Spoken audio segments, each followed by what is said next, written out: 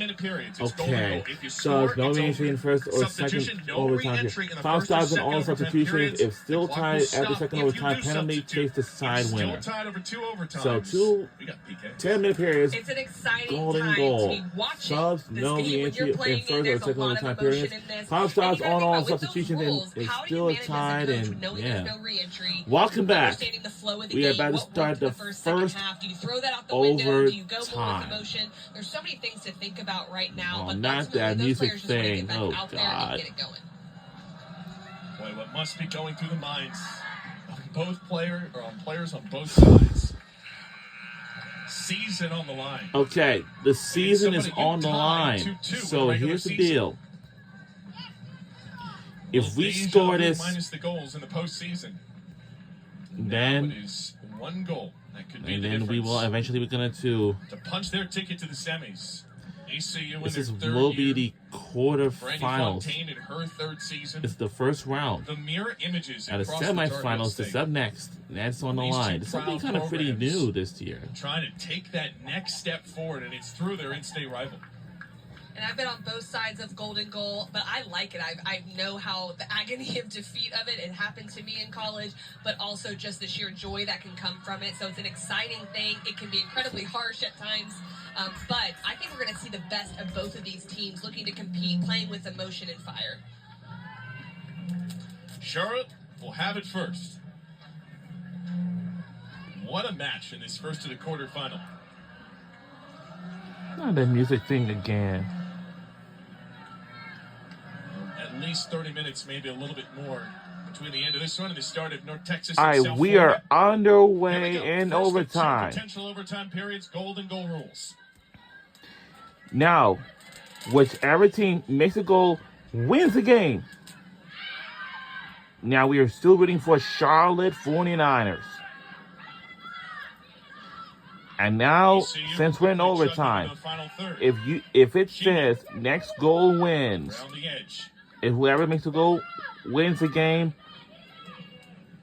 and the season will come to an end to whichever Outside team. for Alvarez. Who will make a goal? Cross Who will win deflected. this Here's the game? corner. Now going down to Goal this. kick. Either be ECU Charlotte 49ers or East Carolina Pirates. We got to make a win. And I'm telling you, because Bingo America.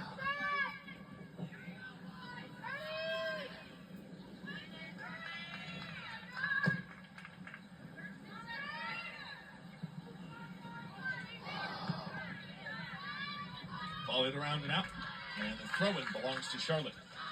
And this is the point in the game, too, where, especially when you've had such a defensive battle, you wonder which team's going to be able to see that all the way through. Because a lot of times in overtimes, it's one mistake, one misclearance that can happen. And it's so harsh because the defensive battle between these two groups has been really fun to watch. And foul off the ball. ECU will take it. Well, the story just writes itself. These two teams, you've battled both in the regular season, now in the postseason. Bingo America is my favorite game show of all time. I used to watch it from years past. Yeah, I love Bingo America. Pull away in this tug of war. Yeah, I love Bingo America. Maybe English I will come wonder how out the to game take it and show distribute. goes. If you would like to make one, who's my favorite host? I know, like, the President Duffy. He's all right. I think like Richard Karn and Diane Zoe. Those are my favorite hosts of all time. And Charlotte will toss. also my favorite host is from It is India. Charlotte Harris. It's Semyon and Crystal. Whoa. Wow. I really like those two couple hosts of all times. Big America. So, this season is still on the line. If we make a goal, we won the game. If not, if East Carolina wins the game, then our season will come to a close.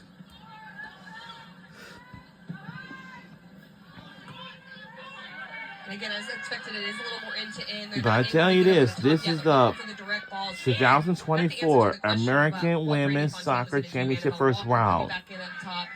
creating next goal wins in the second overtime. So a little bit of balance between what this she started with will and what be the substitution pattern was to start the for first Charlotte. overtime. This time they're shooting on this way, on the other way, and for East Carolina they're shooting that way.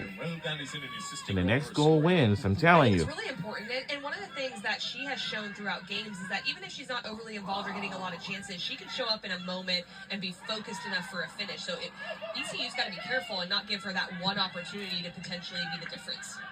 Fast a little behind as he goes to the midfield. That is Bader right on cue.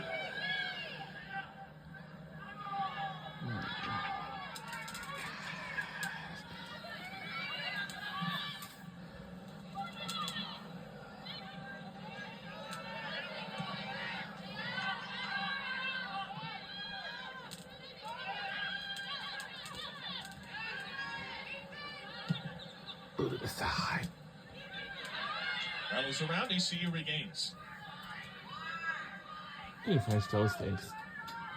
Well, the exercising later on. I should have done it now, but Neither team conceding in midfield.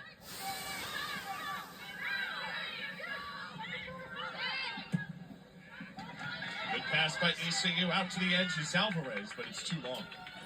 And you get to see as the game goes on, just some fatigue setting in. It's a lot of direct play. Even when trying to play in possession, you have to be technically so efficient to be able to make the difference as you go throughout overtime periods. Well, Gary Higgins had talked about they broke records for fitness during preseason camp. Felt like this team was in really good shape, has a lot of character.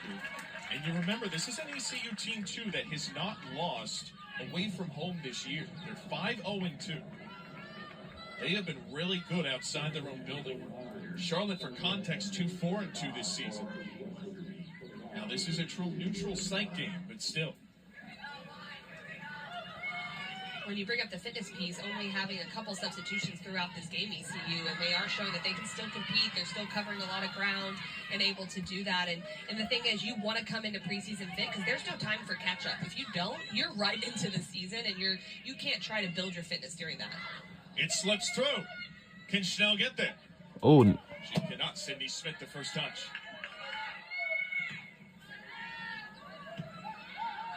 Tap back into center. And ECU covers. E.D. Craven in the area will be a throw-in for the Niners.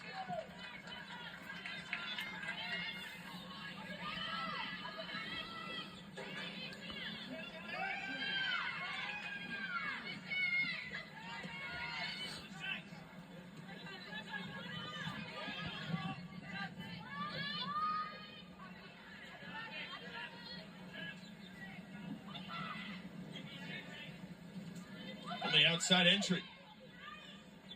Tries to shake off one defender. That shot is high and wide. no. Not a lot of operating room as we hit 4 minutes in the first overtime. The white spaces, This is though, the have been first good to Charlotte, so I wanna see them overtime. continue to try to get in that Now area. If the they're gonna goal beat is East to Carolina win this uncomfortable, game, that's where it's gonna come from. and we'll have White our space, season get in and get alive Charlotte into the on the box. line. This is a very most important.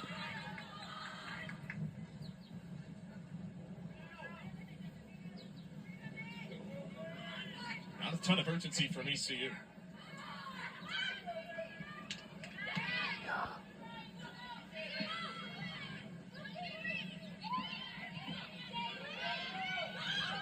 Still an aggregate 13 minutes to try and decide this one in the run of play. Over the top for Sydney Schnell. Tries to tap it for Moxie. Just not enough on the ball to get to her. Charlotte out of trouble for the moment.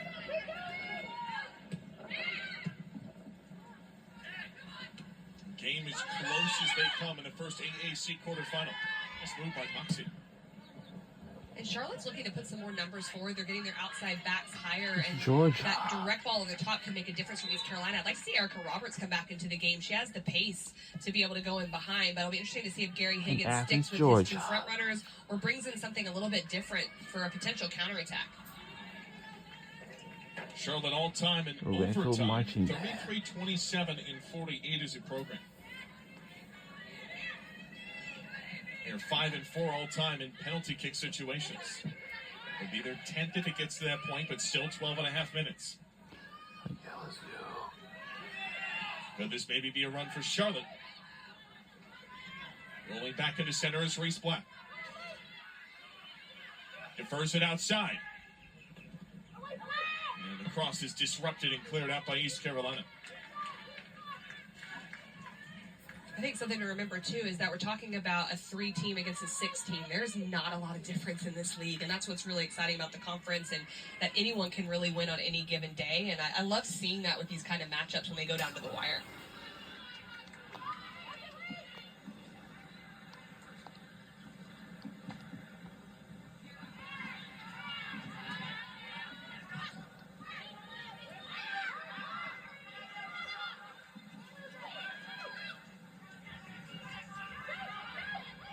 Teeing up from center. It's Bader. Slips it to the outside. Tried to cross. It's still loose on the edge. And Bader back outside. No connections. Suffocating defense from ECU. Golden goal rules here in overtime. If you score, you win. And Bader, no shot to get on the ball. ECU playing back a bit. 60 seconds for the first. We're under a minute to go and 60 seconds left to go. And what Charlotte's doing, it's forcing Moxie to have to defend, so Schnell has to be even deeper as well. So there's nobody really for an outlet up top for East Carolina. Well, the minute between the overtime periods, barring something heroic in the final 40 seconds of this first one.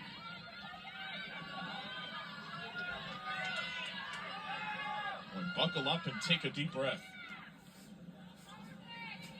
Everything is on the line for ECU and Charlotte.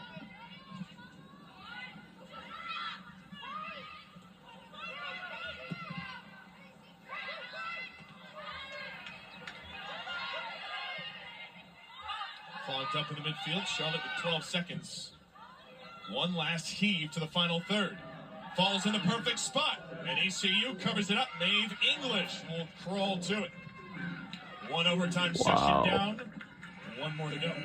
Well, those are the moments that are really important, and Vieira does a great job coming inside, covering for Fazakerly. She mistimes the header just enough to throw off Annabelle Walker in that moment, but that's the type of defending it's going to take if you're going to see the shutout throughout this entire game.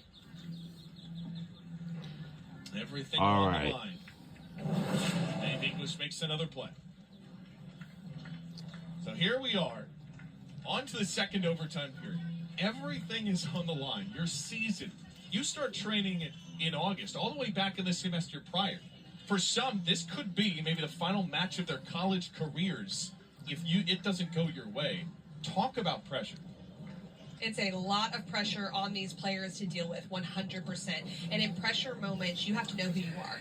You have to know what you're good at. So it's not about just firing people up. Does your team respond to that? Do they respond to the motivation piece? Do they respond more to going, this is what our principles are. This is who we are. We don't get scored on, and we'll see if we can get it on the other end. And by the way, we love penalties. If it gets penalties, no problem. Like, you have to be able to manage your players in this moment, whether it's your head coach, your assistants, whether it's your captains, of how to approach these games. And that's why knowing your team and how they respond is so important. Well, you wonder what words are being communicated. By the way, this is the first of 4 games today. What a treat we've had for the first one. We still up next will be North Texas versus South Florida, then 5 p.m. UAB versus Rice, and then Tulsa versus Memphis. Rice about 30 minutes after this one ends. Approximately 5 o'clock for UAB Rice at 7:30 slate for Tulsa and Memphis. Imagine these might scoot back just a wee bit because of this match going a tad long. But boy, too, the other thing you consider here is the hydration and the fitness. You brought it up earlier. As this goes on and on, it is last